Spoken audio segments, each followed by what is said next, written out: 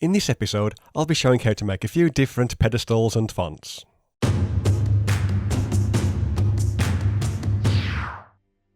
Hello again. So, if you want to have a go at making some of these, you'll need to download this PDF file. It's a pay what you want download, so pay what you want or grab it for free. And, like always, there'll be a link to it down in the description. So yeah, let's get started. Okay then, I'll begin with the stone hexagonal version. And everything you need to make one of these can be found on this part of the sheet.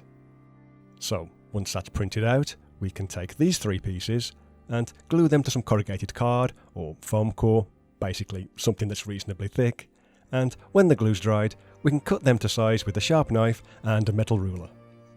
Next, we'll stick this texture to some thin cereal box card, but before we cut it to size, we'll first need to score it along these lines shown here, so that, when it is cut out, it's pretty easy to fold into this kind of shape. Then, it's a fairly simple job of gluing all these pieces together. And when doing this, I like to start by first gluing the top of all the additional pieces to the underside of the cereal box card, in the orientation that you can see here on the screen. So, there's the last one going on now.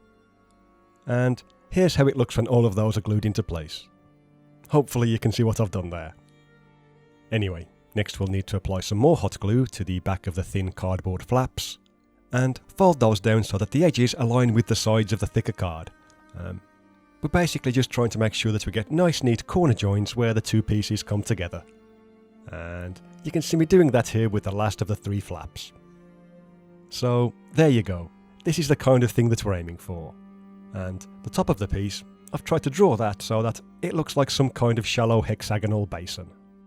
However, you might have noticed that I've also included these two textures on the page, and these can be used if you want a slightly different look. Maybe you want to make one where the basin is full of water, or maybe it's some kind of brazier instead. And these can just be glued on top, like I've done with these two assemblies. As I say, they're just there for a bit of added variety. Anyway, for the top, we'll be gluing this texture to some thick card. This is the 1mm stuff that I use quite often, and we'll cut that out when it's dry. And I find it's easier to cut out the middle part first.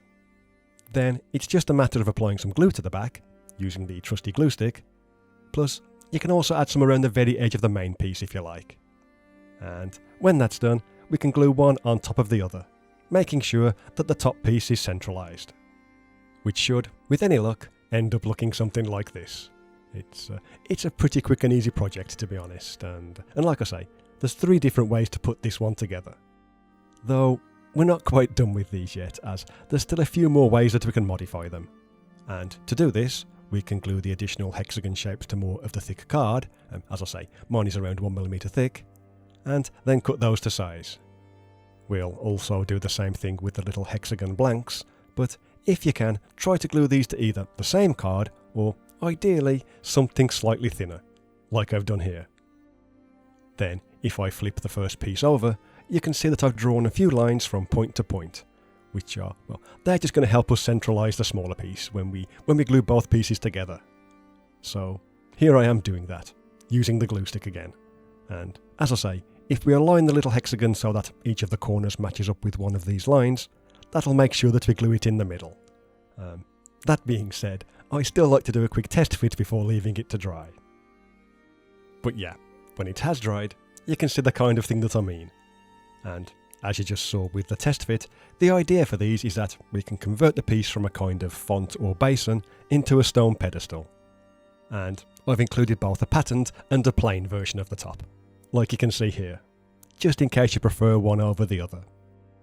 However, we're still not quite done yet, as we can also take the circular piece and glue that to some card again, but this time we'll take a foam pad or a mouse mat, anything that's a bit squishy really, and we'll use a large marble to kind of push down and roll around on top of the circle to give it a slightly concave shape. As usual, I've probably not explained that very well, but you can see the kind of thing that I mean.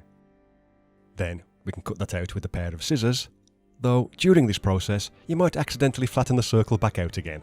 So if that's the case, it's just a matter of going over it with the marble again, as what we're aiming for with this piece is a little bowl shape.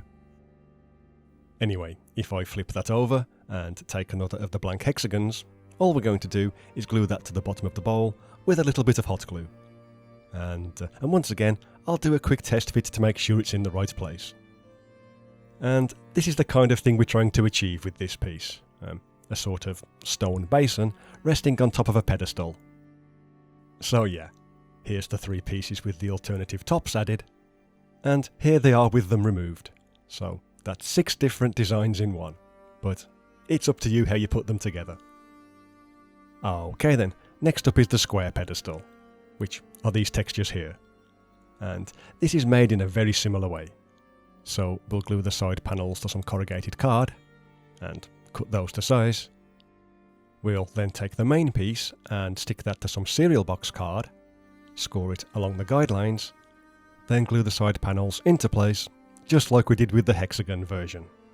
Though this one is actually a little bit easier to make. So that's going to give us our starting shape, like this piece that I'm showing here. And I've also included the 2 variant textures that can be glued on top, just like before. Then it's a simple matter of making the top piece from some thick card again, and gluing that to the top, which I've gone ahead and done off screen. However, for this one, I've also included an optional 1-inch base, which is glued to more of the same card. And that can then be stuck to the bottom of the entire thing, if that's something you'd like to add. So here's what it looks like when it's finished. It's pretty much the same procedure, it's just a bit easier to make. And just like before, there's a couple of different tops that can be used to convert them into plinths or pedestals. Though something I forgot to mention the first time around is that you can also glue things on top of these, like the book in this example, or, as you'll see in a second, a pile of treasure, or whatever you like really. They're just a nice way to add some extra detail. Though I will say that if you're new to the channel, then I have other videos showing how you can make all of these other bits and pieces. I'll put a link in the description to a searchable list that I've made that just makes finding some of this stuff a bit easier. Anyway, let's move on to the next piece. Okay, the textures for this final piece can be found at the bottom of the page, and they have more of a sinister vibe.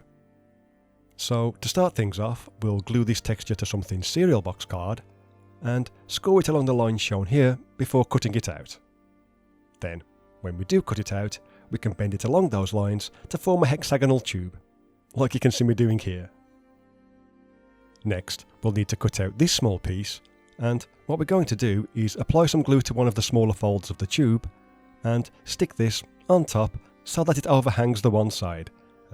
Basically, something like this. Then we'll do the same thing again on the other side, and glue that into place. We're essentially just using this strip to join the 2 ends together. So there you go, that's now holding the whole thing together in this kind of hexagonal shape that you can see here. Right then, next we're going to glue these 3 pieces to some foam core. I'm using some that's 3mm thick, but when we cut them out, we only need to cut out the outer rectangle at this stage, like so. Then we'll cut this texture to size, and we're going to glue that to the back of the first piece in the orientation that you can see on the screen. That way, when we flip it back over and cut these pieces out, we should end up with something that's textured on both sides. That's the idea anyway. But yeah, once that's done, we can cut out a strip of the dark stone texture that's the same thickness as the foam core, so that's 3mm in my example, and we'll be using that to cover all the edges except this one. We want to leave that one exposed. So here I am cutting a 6cm length, as that should be enough. Then applying some glue to the back, and wrapping that around the piece to cover all the exposed edges, except that one that I just pointed out. That should then result in this kind of thing. And the reason I've not covered that one edge is because I like to take a pencil or similar and make an indentation in the foam core. We're basically just trying to create a little valley almost, just something for the hot glue to flow into when doing the next step. And we will of course need to do that for all 3 pieces. Okay, the next step is taking the glue gun and applying a thin line of glue to the indentation of one of these, and sticking that to the side of the hexagonal tube. Just making sure it's flush with the bottom and positioned over the top of one of those white lines. So, this kind of thing that you can see here. We can then repeat the process for the other 2.